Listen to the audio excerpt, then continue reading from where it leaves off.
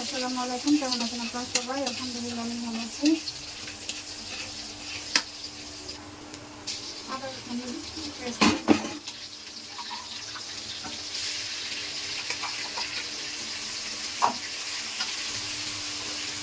রসুন কুচি,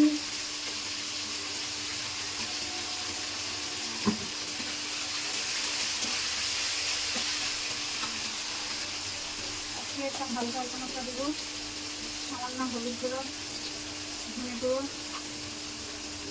জিরে গুঁড়ো, মরিচ গুঁড়ো দিব না।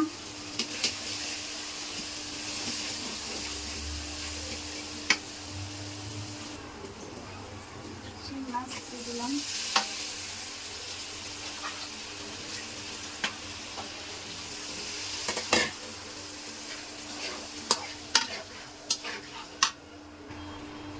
লবণ স্বাদ মতো,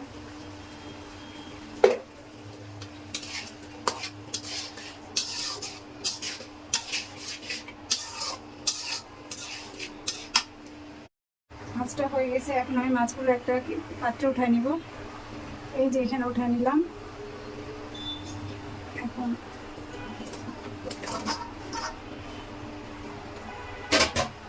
শাকগুলো দিয়ে নেড়ে চেড়ে মিশিয়ে নিলাম।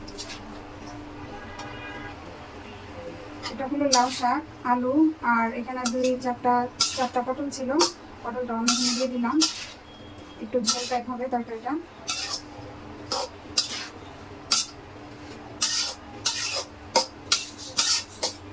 একদম হালকা মশলা দিয়ে আমি রান্না করলাম।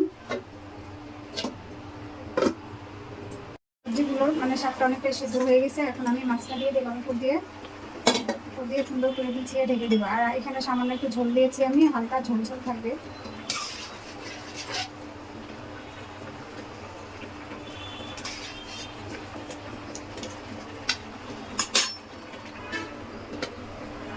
এখানে কয়েকটা কাঁচামরিচ দিয়ে দিলাম।